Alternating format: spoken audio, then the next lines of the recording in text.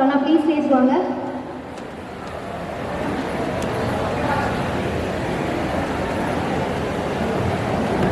எல்லோருக்கும் வணக்கம். இந்த ஆண்டு விழா பார்த்தீங்கன்னா எதுக்காக அப்படின்ற ஒரு கொஸ்டின் எல்லாருக்கும் இருக்குது. எதுக்காகன்னு நீங்கள் நினைக்கிறீங்க? யாருக்காவது சொல்லணும்னு ஏதாவது தோணுதா? சேர்ஸ் காலியாக இருக்குது சார், அதை நம்ம விட்டுருவோம். அவங்க ஆல்ரெடி ரொம்ப லேட் ஆகிடுச்சு, 7:45க்கே முடிக்க வேண்டிய இந்த விழா வந்து கொஞ்சம் அதிகமாக நேரம் இருந்ததுனால பாதி பேர் கிளம்பிட்டாங்க. ஒன்றும் பிரச்சனை இல்லை, நல்ல விஷயம் தான். எதற்காக அப்படின்னா யாருக்காவது சொல்லணும்னு நினைக்கிறீங்களா? யாருக்காவது ஏதாவது தோணுதா?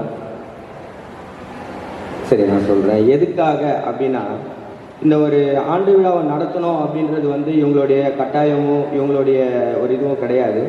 ஆனால் ஏன் நடத்துகிறாங்க அப்படின்னா, இவங்க செய்கிற இந்த தொண்டு ஆற்றல், சின்ன சின்ன விஷயங்கள், நல்ல விஷயங்களை 4 பேருக்கு கடத்தணும் அப்படின்னா, அது ஏற்கனவே சார் ஒருத்தர் சொன்னாங்க. அவங்க சொல்கிற மாதிரி பார்த்தீங்கன்னாக்கா, நல்ல விஷயத்தை செய்கிறதுக்கு கூட பர்மிஷன் வாங்கணுன்ற மாதிரி, நல்ல விஷயத்தை செய்கிறதுக்கு கூட கூட்டம் போட்டு சொல்கிற அளவுக்கு இருக்குது இப்போ நம்ம நிலமை.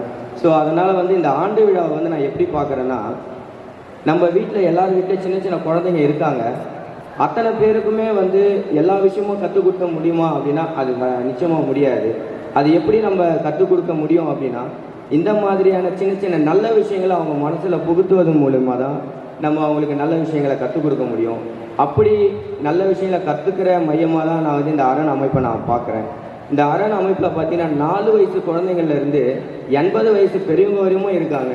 அது நினைக்கும் போது உண்மையிலே ரொம்ப பெருமையாக தான் இருக்குது. நம்ம ஸ்ரீபெரும்புதூர் அப்படின்னாலே ராமானுஜர் கோவில், அதை விட்டால் ராஜீவ்காந்தி நினைவகம், இப்படி தான் ஸ்ரீபெரும்புதூருக்கு ரொம்ப நாளாகவே ஒரு அடையாளமாக இருந்துகிட்ருக்கு. அதையும் தாண்டி வெறும் ஒரு 3 வருஷத்தில் ஸ்ரீபெரும்புதூருக்கு ஒரு பெரிய அங்கமாக விளங்கிட்டு இருக்கு நம்ம அரண் அமைப்பு.